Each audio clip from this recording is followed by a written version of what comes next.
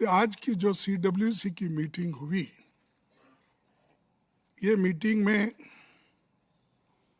हमने ये शपथ ग्रहण किया कि मनरेगा योजना को प्रमुख बिंदु बनाकर सारे देश में एक बहुत बड़ा आंदोलन करने का निर्णय लिया और उस जो शपथ विधि में हमने 5 बिंदुओं पर अपनी बात रखी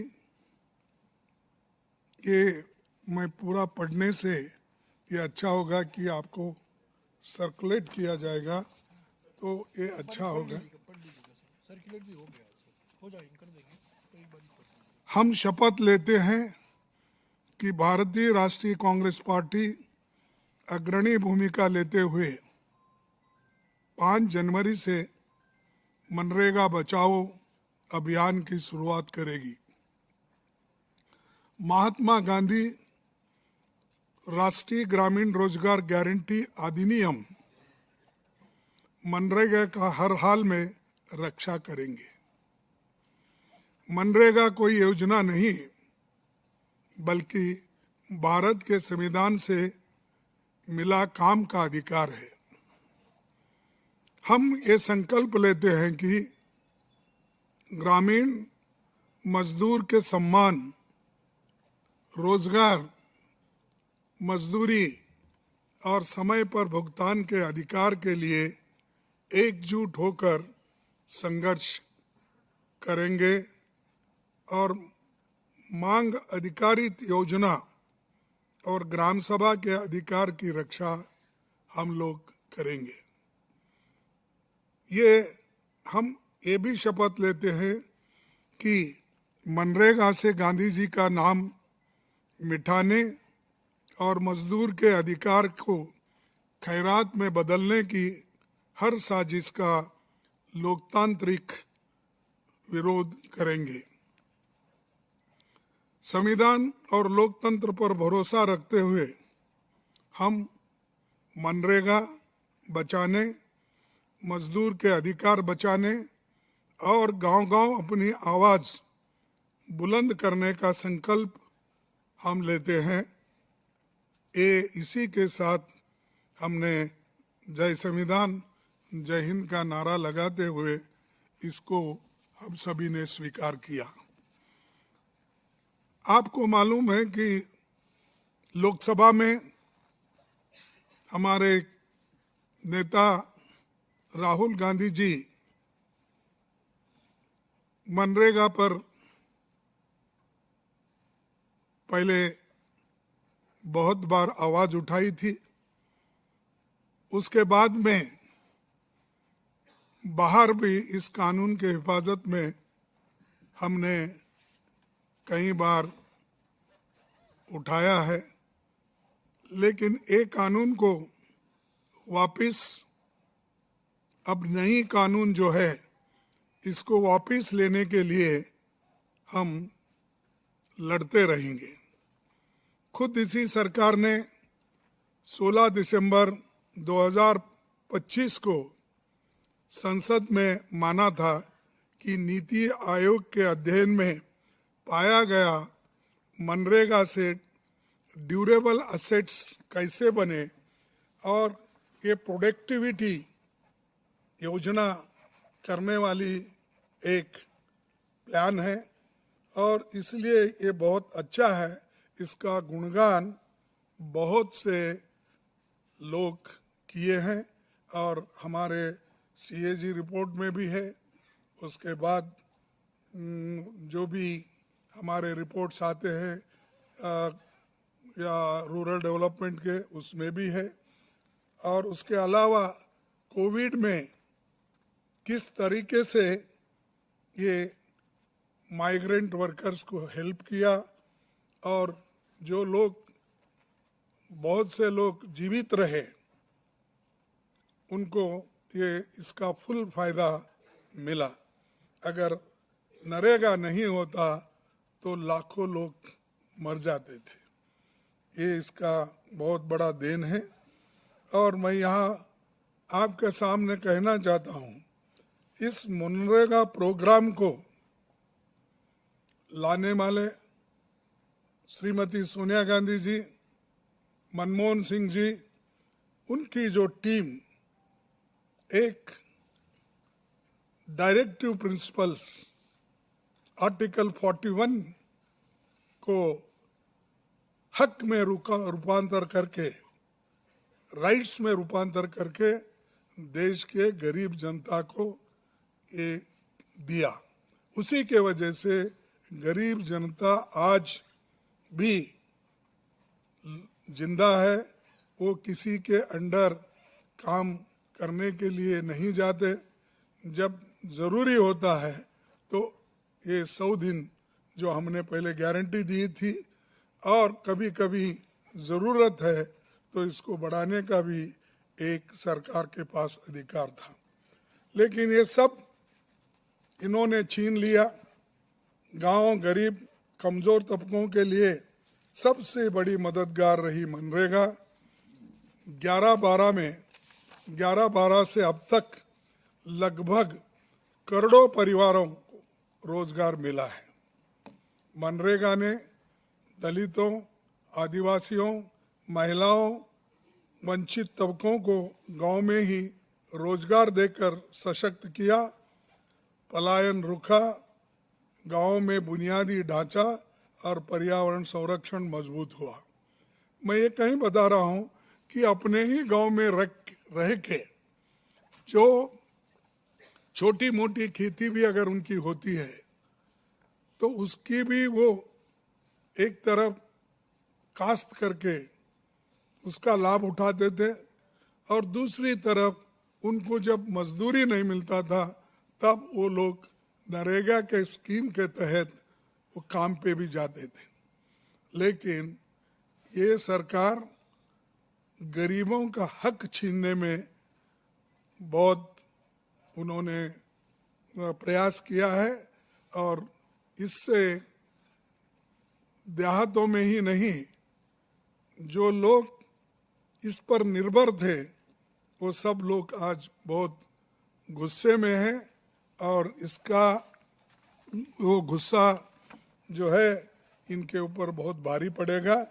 जैसा कि किसानों के 3 काले कानून थे उसको रद्द करने के लिए जो किसानों ने लड़ाई लड़ी, हमने लड़ाई लड़ी, और जो पार्लियामेंट में राहुल गांधी जी, हम सभी लोग, इवन अपोजिशन पार्टी के लोग भी हमारे साथ आए, लड़े, उसी लिए उनको वापस लेना पड़ा, और किसान भी भारी आंदोलन करे।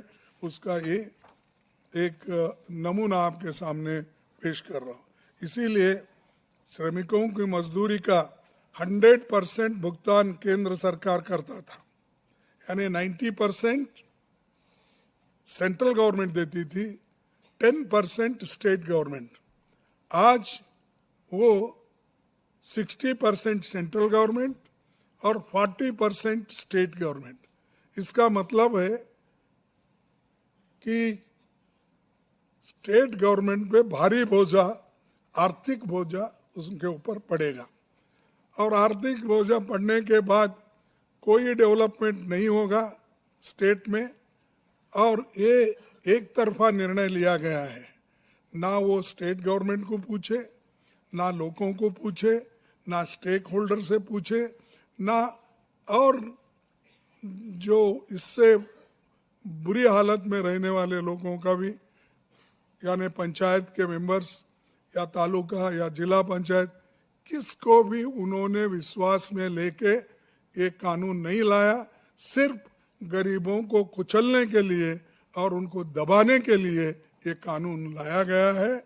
इसीलिए हम इसका पुरजोर खिलाफ करेंगे, विरोध करेंगे, और इसके बारे में हम लड़ते रहेंगे, सड़क पे भी लड़ेंगे, आने वाले दिन में पार्लियामेंट में भी लड़ेंगे।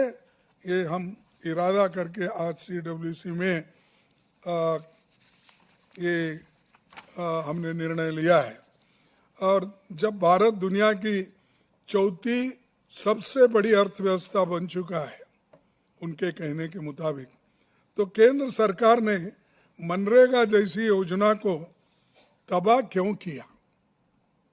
आपके पास इतने पैसे हैं, अरे बैंक से उठा उठा के अमीर लोग लूट रहे हैं, और जैसा कि अदानी, अंबानी, बहुत से लोग, इतने लोग हैं, जितना चाहे वो उतना बैंक से लोन लेते हैं, डुबाते हैं, फिर दूसरे का जाते हैं। तो इतने पैसे बैंक से वो निकाल के उनको दे रहे हैं। क्या मजदूरों के लिए आपके पास 30% और उनको देने का आपके पास पैसे नहीं थे? हिम्मत नहीं है आपकी?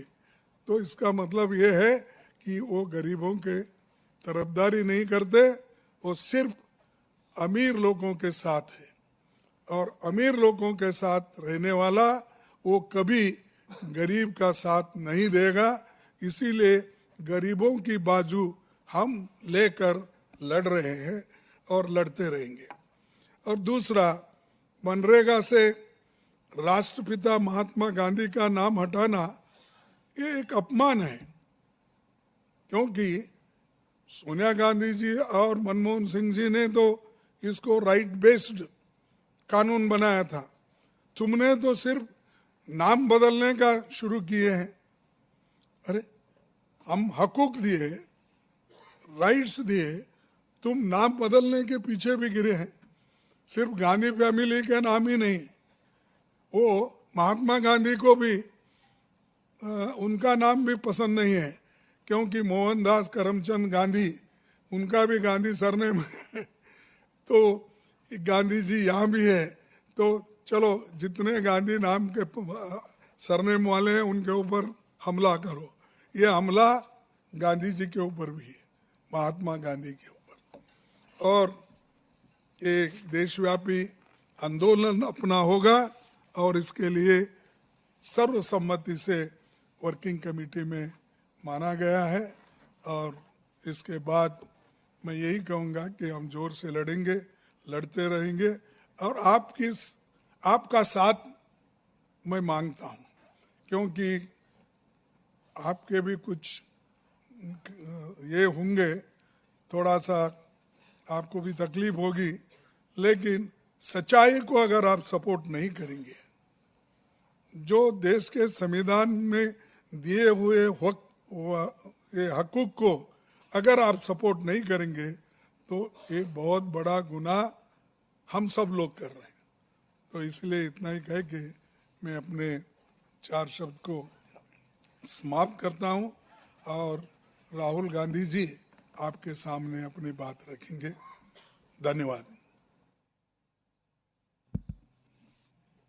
धन्यवाद खारगे जी, आप सबका यहाँ बहुत बहुत स्वागत। ठीक है सर, आप सबका स्वागत। मनरेगा सिर्फ एक योजना नहीं थी, मनरेगा राइट्स बेस्ड कॉन्सेप्ट था। मनरेगा से देश में करोड़ों लोगों को एक मिनिमम वेज मिलती थी, जिसके नीचे जब मनरेगा चालू होता था तो उसी लेवल पर उनको मिनिमम वेज मिल जाती थी। और मनरेगा जो हमारा 3rd टियर है, पंचायती राज का जो टियर है, उसमें directly political participation, finance, support का एक साधन था, मेथड था। तो ये डायरेक्ट राइट्स बेस्ड का जो कॉन्सेप्ट है, उस पर आक्रमण है। दूसरी बात, जो फेडरल स्ट्रक्चर है, स्टेट्स का जो स्ट्रक्चर है, उस पे भी ये आक्रमण है। ये जो पैसा लिया जा रहा है, ये स्टेट से छीनकर सेंटर ले रहा है।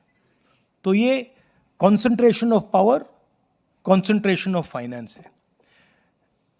इससे देश को नुकसान होगा, इससे जो गरीब जनता है उनको नुकसान होगा, उनको दर्द पहुंचेगा, उनको कष्ट होगा। और आखिरी बात, मुझे बताया गया है कि ये decision directly prime minister office से लिया गया है और मंत्री से बिना पूछे, कैबिनेट से बिना पूछे ये डिसीजन लिया गया है। इससे आपको आज की हालत क्या है उसके बारे में पता लगता है कि वन मैन शो चल रहा है और जो भी नरेंद्र मोदी जी करना चाहते हैं वो करते हैं, और पूरा का पूरा फायदा वही 2-3 अरबपतियों के लिए है। आप देखना, ये प्रोग्राम कोलैप्स करेगा, राइट्स बेस्ड आर्किटेक्चर कोलैप्स करेगा, इससे रूरल इकोनॉमी को नुकसान पहुंचेगा और यही पैसा नरेंद्र मोदी जी अदानी और अंबानी जैसे लोगों को पकड़ा देंगे। Thank you. धन्यवाद, धन्यवाद। No, they English for south. So Venugopal ji, he wants me to say in English. आप अंग्रेजी में बोलेंगे? MNREGA is just not a work program. It is a conceptual framework, development framework that, by the way, has been appreciated across the world. Kharge ji mentioned that he visited 16 countries, and every single country where he went appreciated the fact that our government had come out with an entirely new development rights-based concept. This has been destroyed single-handedly by the Prime Minister without asking his cabinet, without studying the matter. This is an attack on the states of India because they are simply taking away money that belongs to the state, decision-making power that belongs to the state. This is an attack on the infrastructure of those states because NREGA used to build infrastructure. And this is the decimation of Indian labor because MNREGA used to guarantee a minimum floor below which Indian labor could not go. So it is a devastating attack on the states, on poor people of this country, and it is carried out by the Prime Minister single-handedly, much like Notebandi was. It is going to cause tremendous pain to the weakest sections, to the Adivasis, to the Dalits, to OBCs, to poor general castes, minorities, and it is going to benefit Mr. Adani in full measure. That is the purpose of this, to take money away from poor people and hand it to people like Mr. Adani. And finally, MNREGA, apart from being a rights-based program, also strengthened our panchayats. It allowed political action in the panchayats. It injected money into the panchayats. It allowed the decision-making power at the panchayat level. So this is an attack on the democratic structure, on the third tier of government, and on the basic architecture of our country. As Kharge ji has said, we are going to resist it, we are going to fight it, and I'm confident that the entire opposition is going to be aligned against this action. Thank you.